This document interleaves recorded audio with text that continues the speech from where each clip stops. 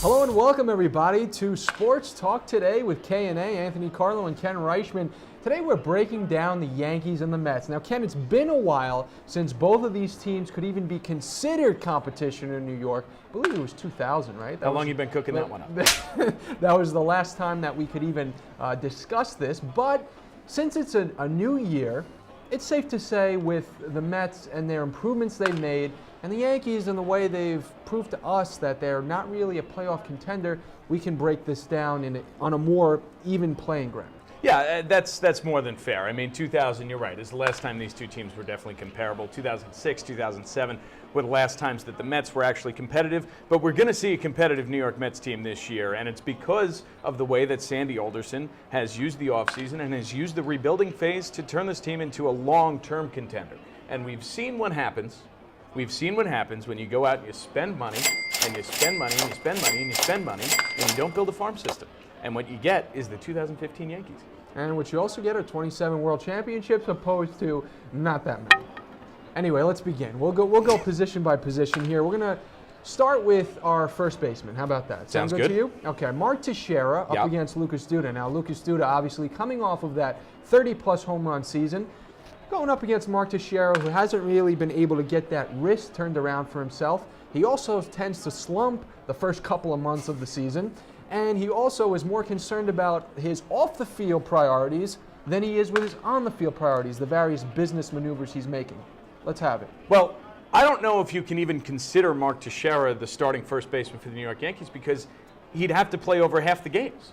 And that has not been the case over the last 3 years for Mark Teixeira in the pinstripes. And also, the slump at the beginning of the season, it really compounds the not playing thing because you've got to play in order to get out of the slump. So by the time he comes into the lineup mid-July and he can't hit for the first few months, by the time he starts hitting, it's September and it's the offseason. So I don't know if Mark Teixeira even counts as the starting first baseman for the New York Yankees. Lucas Duda, on the other hand, yeah, he had one good season. Let's not throw him a parade, as our good friend Anthony Carlo likes to say. But let's recognize the fact that he's a young talent. He had 33 home runs last year in a ballpark where nobody has business hitting home runs. He is going to be the starting first baseman of the future for the New York Mets. Ike Davis was the plan. Lucas Duda took it over. He is the pick. Well, Ken already made his point for me, but as I was saying, You're once welcome. Lucas Duda can show me he can hit 30 home runs more than 1 year, and he proves to me this year that he can do that again, then I'll easily give him the takeaway on this one. Up until this point, though, 1 year, 30 home runs, really, Ken? Well, you have to make a pick. Make a pick. I'll make a pick. I'm going to say it's a draw, and I'll give it to both of them, okay? You want me to make a pick? Yeah. I say it's a draw. Mark Teixeira is still going to come out this year, and after he slumps, and if he can remain healthy for a partial part of the season, he'll still put up similar numbers to Lucas Duda. You sound like you're running for Congress. We'll move over to second base, and we'll go with Daniel Murphy against Stephen Drew. Now, in my years of playing baseball, I've played more second base than Stephen Drew, who has bounced back and forth between the minor leagues, shortstop, minor leagues, no team forever because he wanted to make a killing off of not being able to play the position of shortstop. Now he's going to come in for the Yankees. He's going to play second base against, we'll put him up against Daniel Murphy, who's going to be in the blue and orange for the Mets. Who you got? First of all, Daniel Murphy can't play second base. So when you fair. say play second base, you might want to change that word.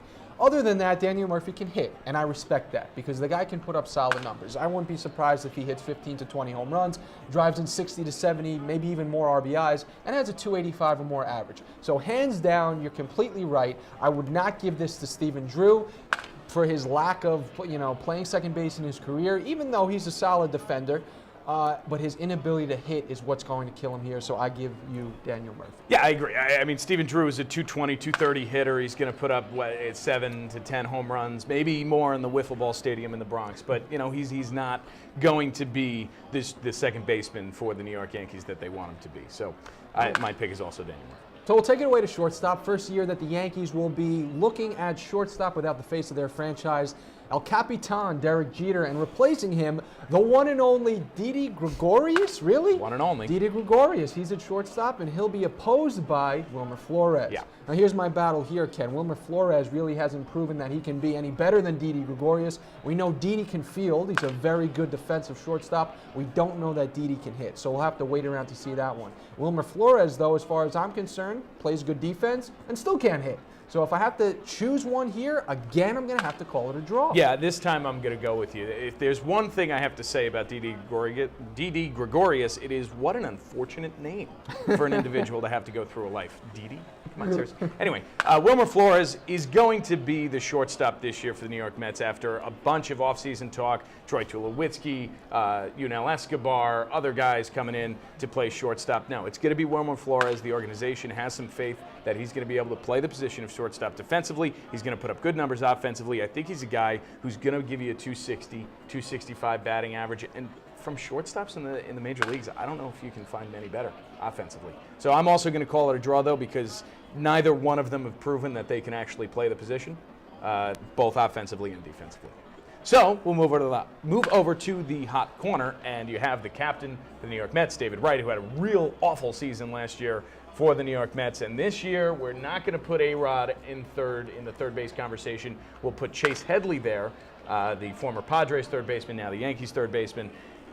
Who do you have? I know who I have, but I'm not very confident in. Well, you know what? I have to give David Wright the edge on this. And it's going to be a tough one for me because David Wright, to me, is on the decline. Other than that, though, even with him on the decline, I see him putting up 20 home runs, especially with them moving in the fences again. I do see him driving in over 90 RBIs, and I do see him with a decent batting average. Chase Headley, listen to me, kid can play third base, okay? He's got that locked down. Offensively, he'll get you the big hit, and you know what? He does put up solid numbers. He'll hit you 15 home runs, he'll drive in 65 or more RBIs, and he'll have a decent batting average. It's a tight one for me. It really is, and that might sound odd, but I'm going to give the nod to David Wright just for the fact that you have to, it's respect. David has done what he's done all these years in the majors, and I still think, though he's on the decline, he has a little more gas left in the tank. Yeah, I have to agree with you here. It's hard for me to say because David Wright, the face of the franchise, the captain of the New York Mets, he's the guy you look to get you the hit when you need the hit. He can obviously play Gold Glove caliber third base. He's the guy for the New York Mets. He's got to be the offensive catapult for this team. He's got to set up offensive scenarios. He's got to drive in runs. He had an offseason last year. This year, he's got to pick it up. I do give it to David Wright. He is on the decline. He's an old man. And when people get old, they start to get bad. I'm sorry to hear that for David, but he's got to pick it up this year. I do give it to David. Okay, so we'll go to the anchor of the infield now to round out the infield, and that would be Brian McCann versus Travis d'Arnaud. Now, Brian McCann definitely didn't prove that much last year for the Yankees. Expected a bigger year out of him. Especially in that ballpark. Especially in that ballpark. Had a very low batting average. Definitely not as many home runs as we would have expected. But listen, there's only one way up.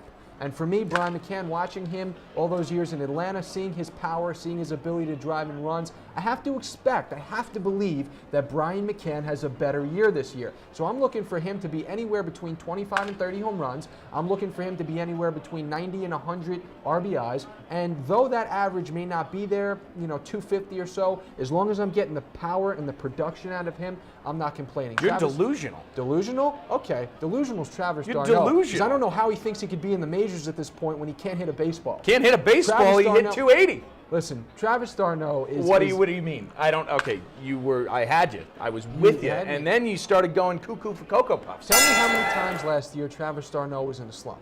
Okay, I don't care. Once, and then he got sent down to the minor leagues. Sent down to the minor leagues. Sent down to the minor league. Brian McCann is not going to be first sent off down didn't to the stay healthy. Okay. Second off, can't hit a baseball out of the wiffle ball park that is Yankee Stadium.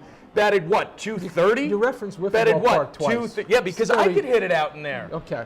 Let me explain something to you. You're delusional. I'd rather You're like a player. The pelican that eats the Fruit Loops. I'd rather a player who could stay at the major league level. And what, be bad? So you'd rather an anchor for an weight. offense than somebody who can go down and improve on his game? You'd rather an anchor behind the plate who can't move, can't see, and can't hit than Travis d'Arnaud. Anthony Recker spent a lot of the Mets early going. We're talking about Anthony Recker? We're talking about Travis d'Arnaud? In Travis d'Arnaud's spot. So for Travis d'Arnaud, for you to confidently say Travis d'Arnaud is your starting catcher and can produce the way that he should be. He's 23! He's 23 years old. Brian McCann, it looks like we have only time for the infield today. Good, because you're an idiot. That's K. That's the K in this equation. Obviously a big Travis d'Arnaud supporter. Not a big Travis d'Arnaud supporter, just have a brainstem. Look, any person with a right mind would pick Brian McCann over Travis d'Arnaud. Yeah, after that big season at 230. K&A Sports Talk today. Ken Reischmann, Anthony Carlo. We'll see you next time. I don't know what the hell you're talking about. You don't know what the hell I'm talking about. No.